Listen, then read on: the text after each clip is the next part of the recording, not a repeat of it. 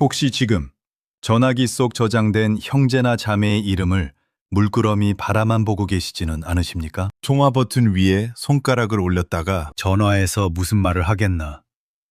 또 목소리 높여 싸우기나 하겠지. 아니면 돈 얘기나 나오겠지 싶어. 이내 화면을 시커멓게 꺼버린 적은 없으십니까? 우리는 아주 오랜 시간 동안 형제는 한 몸이라는 절대적인 믿음, 아니 강박 속에 살아왔습니다. 기억나십니까?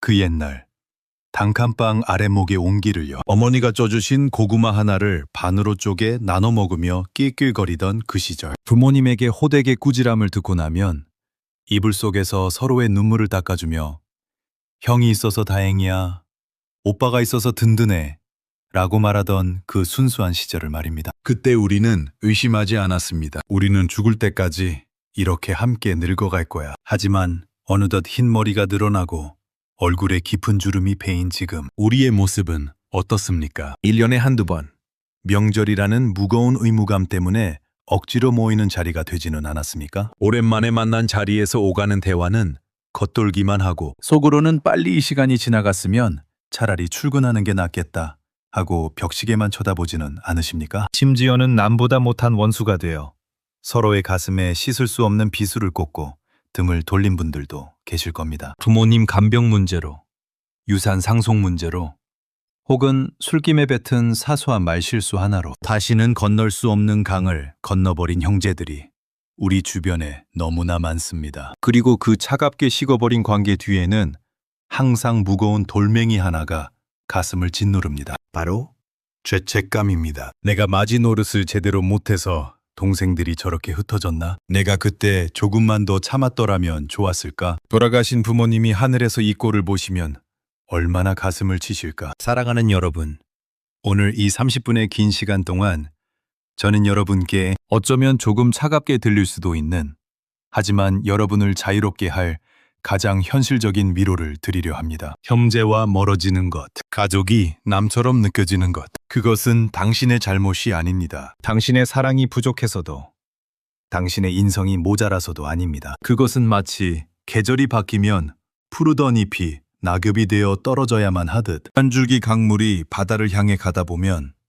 여러 갈래로 흩어져야만 하듯 너무나도 자연스러운 삶의 이치이자 순리입니다. 오늘 하루 사유에서는 조선 최고의 실학자이자 평생을 고독 속에서 인간을 탐구했던 다산 정약용 선생의 삶과 철학을 통해 형제관계의 지혜로운 거리두기에 대해 깊이 있게 사유해 보려 합니다. 잠시 하던 일을 멈추고 편안한 자세로 눈을 감으셔도 좋습니다. 지금부터 엉켜버린 마음의 실타래를 하나씩 아주 천천히 풀어보겠습니다. 정약용 선생은 일찍이 이런 말을 남겼습니다. 형제는 같은 뿌리에서 자라나되 결국 각자의 길을 걸어간다. 물이 높은 곳에서 낮은 곳으로 흐르듯 형제 자매도 시간이 흐르며 각자의 자리를 찾아간다. 길을 막으려 하는 것은 돌로 강의 흐름을 막으려는 것과 같다. 이 말을 가슴으로 이해하기 위해서는 정약용 형제들의 삶을 들여다보아야 합니다. 경기도 남양주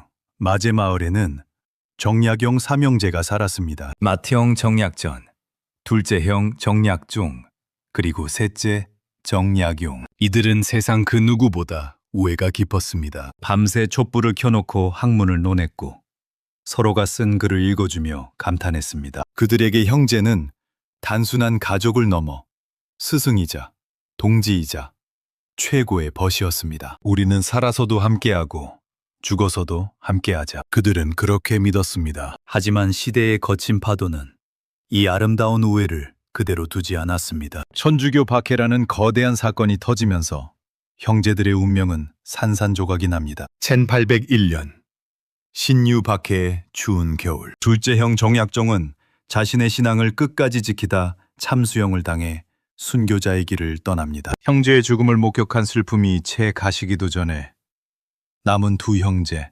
정약전과 정약용은 각각 흑산도와 강진으로 유배를 떠나게 됩니다. 전라남도 나주 유정점이라는 주막거리, 이곳은 두 형제가 헤어지는 운명의 갈림길이었습니다. 형은 서쪽 바다 끝 흑산도로, 동생은 남쪽 땅 끝 강진으로 가야 했습니다. 그날 새벽 두 형제는 서로의 손을 부여잡고 하염없이 울었습니다. 새벽 안개가 자욱한 길 위에서 그들은 서로의 체온을 기억하려 애썼습니다. 형님, 부디 살아서 다시 만납시다. 아오야, 너도 몸 조심해라. 살아서만 있어다오. 그들은 굳게 약속했지만 직감했습니다. 이것이 이승에서의 마지막 만남이 될지도 모른다는 것을요. 그 후 16년이 넘도록 두 형제는 단 한 번도 만나지 못했습니다. 서로의 생사조차 편지로 겨우 확인해야 했던 그 긴 세월. 하지만 그 떨어져 있던 시간 동안 그들은 무엇을 했을까요? 형 정약전은 흑산도 바다를 벗삼아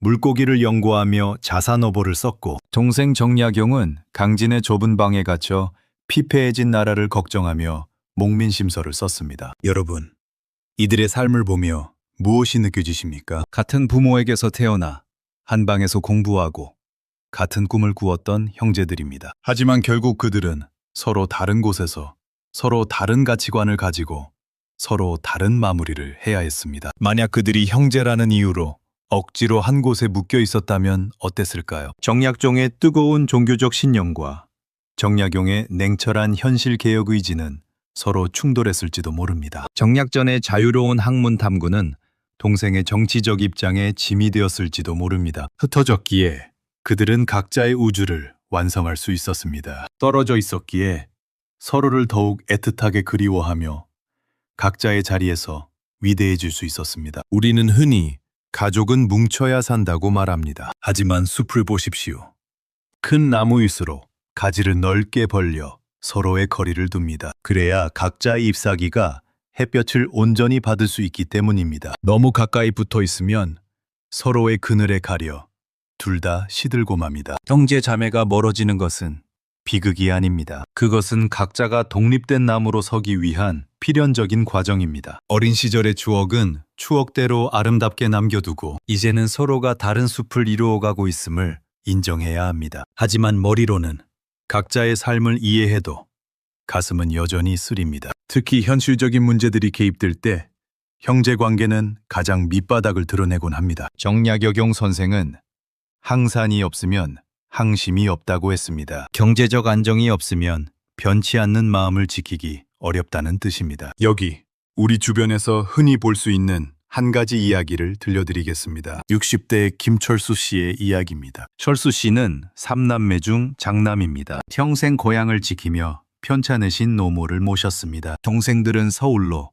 대도시로 나가 사느라 바빴고 명절에나 잠깐 들러 용돈 봉투 하나 쥐어주고는 서둘러 떠나곤 했죠. 철수 씨는 불만 없이 그저 자식된 도리라 생각하며 묵묵히 어머니의 병수발을 들었습니다. 밤새 끙끙 앓는 어머니의 등을 두드리고 응급실을 제 집 드나들듯 다녔습니다. 그런데 어머니가 돌아가시고 남기신 작은 시골집과 얼마 되지 않는 땅이 문제가 되었습니다. 장례식이 끝나자마자 눈물 자국이 마르기도 전에 동생들이 눈빛을 바꿉니다. 오빠, 요즘 법이 바뀌어서 n분의 1인 거 알지? 똑같이 나눠야 해. 형은 그동안 어머니 모시면서 어머니 연금으로 생활했잖아. 그러니까 이 땅은 우리가 가져가는 게 맞아. 철수 씨는 기가 막혔습니다. 지난 10년간 어머니 기저귀를 갈고 욕창이 생길까 밤새 몸을 뒤집어 드릴 때 동생들은 어디에 있었습니까? 병원비가 부족해 자신의 노후 적금을 깰 때 동생들은 형이 장남이니까, 형이 부모님 집에 사니까 형이 알아서 해야지 하지 않았습니까? 결국 그들은 유산 문제로 법정 다툼까지 가게 되었고 이제는 남보다 못한 다시는 안 보는 원수가 되었습니다. 철수 씨는 텅 빈 시골집 마루에 앉아 소주잔을 기울이며 말합니다. 돈이 뭔지. 차라리 어머니가 빚만 남기셨으면 우리가 이렇게까지는 안 됐을 텐데. 여러분, 이것이 남의 이야기처럼 들리십니까? 어린 시절에는 10원짜리 사탕 하나도 나눠 먹었지만 어른이 되면 단돈 10,000원에도 예민해지는 것이 인간입니다. 경제적 격차는 형제 사이에 보이지 않는 계급을 만듭니다. 잘 사는 형제는 못 사는 형제에게 묘한 우월감이나 또 돈 빌려달라 할까봐 하는 부담감을 느끼고 못 사는 형제는 잘 사는 형제에게 형제끼리 좀 도와주면 덧나나 하는 서운함과 열등감을 느낍니다. 돈 문제가 개입되는 순간 혈육의 정은 너무나도 쉽게 증발해버립니다. 이것을 인정하십시오. 형제끼리 어떻게 돈 때문에 이래? 라고 반문하지 마십시오. 형제이기 때문에 더 실망하고 더 계산적이 될 수 있는 것이 인간의 나약한 본성입니다. 돈 문제만큼이나 형제 사이를 갈라놓는 것이 또 있습니다. 바로 배우자들 간의 갈등과 가치관의 차이입니다. 50대 이영희 씨의 이야기를 들어보겠습니다. 영희 씨에게는 2살 터울의 여동생이 있습니다. 어릴 때는 영희 씨가 공부도 더 잘하고 부모님 사랑도 독차지했습니다. 자매는 둘도 없는 친구였습니다. 하지만 결혼 후 상황이 역전되었습니다. 동생은 사업하는 남편을 만나 강남의 큰 아파트에 살고 자식들도 유학을 보냈습니다. 반면 영희 씨는 남편의 실직으로 작은 전세방을 전전하며 식당 일을 하고 있습니다. 오랜만에 만난 명절, 동생이 영희 씨에게 말합니다. 언니, 옷이 그게 뭐야? 너무 낡았다. 내가 안 입는 옷 좀 챙겨왔는데 입을래? 이거 명품이야. 버리기 아까워서 그래. 형부 아직도 일 안 해? 우리 남편 회사에 경비 자리 하나 났다는데 알아봐줘. 동생은 나름대로 언니를 챙긴다고 한 말이었을 겁니다. 악의는 없었을지 모릅니다. 하지만 영희 씨의 가슴에는 비수가 되어 꽂힙니다. 동생의 호의가 동정으로 느껴지고 동생의 조언이 무시로 느껴집니다. 집에 돌아오는 길, 영희 씨는 괜히 운전하는 남편에게 화풀이를 합니다. 당신은 뭐 했어? 내 동생 앞에서 내가 얼마나 초라했는지 알아? 결국 부부싸움으로 번지고 영희 씨는 다짐합니다. 다시는 동생 보러 안 간다. 내가 못나서 안 가면 그만이다. 이뿐만이 아닙니다. 나에게는 피를 나눈 형제지만 내 배우자에게는 그저 남편의 형제, 아내의 형제일 뿐입니다. 형수님은 왜 나한테만 설거지를 시켜? 도련님은 왜 명절에 빈손으로 와? 당신 여동생은 왜 시도 때도 없이 전화해서 하소연이야? 배우자들끼리의 갈등은 형제 관계를 끊어놓는 가장 날카로운 가위가 됩니다. 이때 중간에 낀 사람은 어떻게 해야 할까요? 결국 내 가정을 지키기 위해 내 배우자의 편을 들 수밖에 없습니다. 팔은 안으로 굽는다고 하지만 결혼한 후에는 팔이 새로운 가족 쪽으로 굽는 것이 생존 본능입니다. 정약용 선생은 사람은 자신의 삶을 살아야 한다. 형제라는 이름으로 서로를 얽매어서는 안 된다고 했습니다. 각자의 환경이 다르고 사는 형편이 다르면 생각도 달라지는 것이 당연합니다. 억지로 섞이려 하지 마십시오. 기름과 물은 섞이지 않습니다. 억지로 섞으려 흔들면 탁해지기만 할 뿐입니다. 그냥 층을 이룬 채로 각자의 위치에서 존재하는 것, 그것이 서로를 미워하지 않고 지키는 유일한 방법일지도 모릅니다. 우리는 물건을 살 때 유통기한을 확인합니다. 기한이 지나면 상한다는 것을 알기 때문입니다. 그런데 왜 인간관계에는, 특히 가족관계에는 유효기간이 없다고 생각할까요? 모든 관계에는 시절 인연이 있습니다. 형제관계의 유효기간은 어쩌면 부모님이 살아계실 때까지인지도 모릅니다. 부모님이 살아계실 때는 그분들을 보러 가기 위해서라도 모였습니다. 부모님은 형제들을 하나로 묶어주는 유일한 끈이었습니다. 형이 미워도 어머니 때문에 참았고 동생이 싫어도 아버지 때문에 얼굴을 비쳤습니다. 하지만 부모님이 돌아가시면 그 끈이 툭 하고 끊어집니다. 구심점이 사라진 형제들은 뿔뿔이 흩어집니다. 모여야 할 명분이 사라집니다. 부모님 없는 빈집에 모여서 무엇을 하겠습니까? 그때부터는 정말 보고 싶은 사람만 보게 됩니다. 서로의 집을 오가는 것이 어색해지고 1년에 한 번 전화하는 것도 숙제처럼 느껴집니다. 이것을 서글퍼하지 마십시오. 부모님 돌아가시니까 남이네 라고 한탄하지 마십시오. 그것은 원래 남이었던 사람들이 부모님 덕분에 잠시 모여 있었던 것일 수도 있습니다. 이제 유효기간이 다한 관계를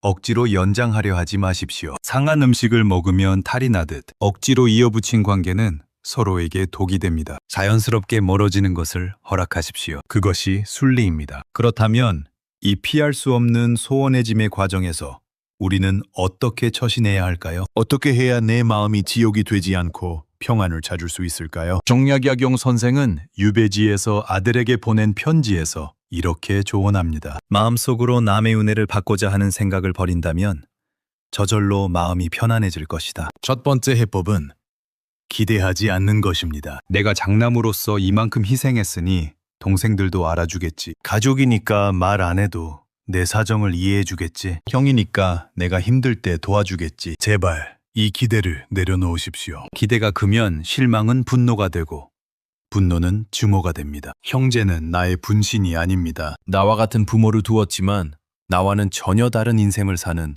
타인입니다. 나이가 들면 형제도 친한 이웃 정도의 거리감이 딱 좋습니다. 도움을 바라지도 말고 간섭하지도 마십시오. 형제에게 연락이 없으면 무소식이 희소식이구나.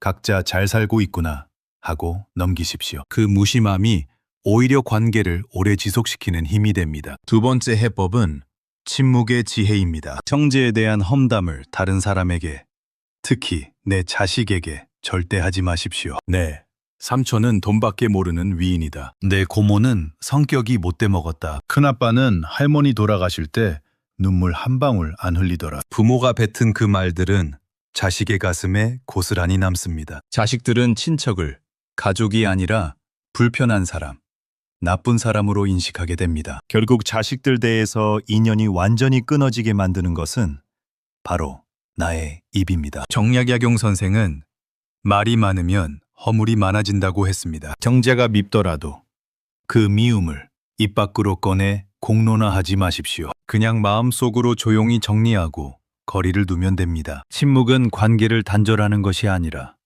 더 이상의 악연을 만들지 않는 최고의 방어막입니다. 형제의 허물을 덮어두는 건 그것이 내가 할 수 있는 마지막 배려입니다. 형제들과 멀어지고 친구들도 하나둘 떠나고 나이 들어 혼자가 되는 것이 두려우신가요? 세상에 나 혼자만 남겨진 것 같아 서글프신가요? 다시 한번 정약용 선생의 18년 유배 생활을 떠올려 보십시오. 그는 하루아침에 모든 것을 잃고 말도 통하지 않는 낯선 땅 골방에 홀로 던져졌습니다. 가족도 친구도 권력도 없는 철저한 고립이었습니다. 하지만 선생은 그 고독을 절망으로 소비하지 않았습니다. 그는 그 고요한 시간 동안 자신을 돌아보고 책을 읽고 글을 썼습니다. 형제들과 술잔을 기울이며 남 험담이나 하고 세상 돌아가는 잡담이나 나누는 시간 대신 역사와 대화하고 자신의 내면을 가꾸었습니다. 그 결과 그는 목민심서,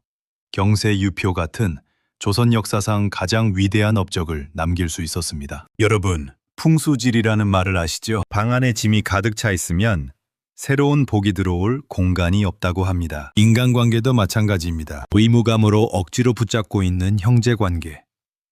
만나면 스트레스만 주는 모인들, 체면 때문에 나가는 경조사들, 이것들을 비워내야 비로소 그 빈자리에 나 자신이 들어올 수 있습니다. 형제와 멀어졌다는 것은 역설적으로 나에게 집중할 자유가 생겼다는 뜻입니다. 더 이상 형제들의 눈치를 보지 마십시오. 내가 좋아하는 산책을 하고 내가 좋아하는 음악을 듣고 나를 위한 따뜻한 밥상을 차리십시오. 혼자 있는 능력, 고독을 즐길 줄 아는 능력이 노년의 행복을 결정합니다. 형제에게 의존하지 않고 홀로 단단하게 설 수 있는 사람만이 훗날 우연히 형제를 만났을 때도 웃으며 대화할 수 있습니다. 내가 행복하고 여유가 있어야 남에게도 관대해질 수 있기 때문입니다. 형제 자매가 남이 되어가는 과정을 너무 슬퍼하지 마십시오. 그것은 실패한 관계가 아니라 각자의 우주로 독립하는 과정입니다. 멀리서 지켜보는 사랑도 사랑입니다. 매일 만나 뒤지고 볶고 싸우면서 상처 주는 것보다 몇 년에 한 번이라도 먼 발치에서 서로의 안녕을 빌어주는 관계가 어쩌면 더 깊은 사랑일 수 있습니다. 어디선가 밥 잘 먹고 아프지 말고 잘 살아라. 이 마음 하나면 충분합니다. 만나지 않아도 연락이 닿지 않아도 우리가 같은 뿌리에서 나왔다는 사실은 변하지 않습니다. 그 따뜻했던 추억은 가슴속에 고이 묻어두고 이제는 당신의 삶을 사십시오. 죄책감은 내려놓으십시오. 당신은 충분히 좋은 형제였고 충분히 좋은 자식이었습니다. 장남으로서, 맏딸로서, 혹은 동생으로서 당신은 할 만큼 했습니다. 이제는 형제의 손을 놓고 고생한 당신 자신을 안아줄 시간입니다. 흐르는 강물처럼, 부는 바람처럼 억지로 잡지 말고 억지로 막지 말고 그렇게 자연스럽게 자유롭게 흘러가게 두십시오. 오늘 하루 사유가 전해드린 정약용 선생의 지혜가 당신의 무거운 마음에 작은 쉼표가 되었기를 바랍니다. 지금까지 하루 사유였습니다. 오늘도 평안하고 자유로운 하루 보내십시오. 감사합니다.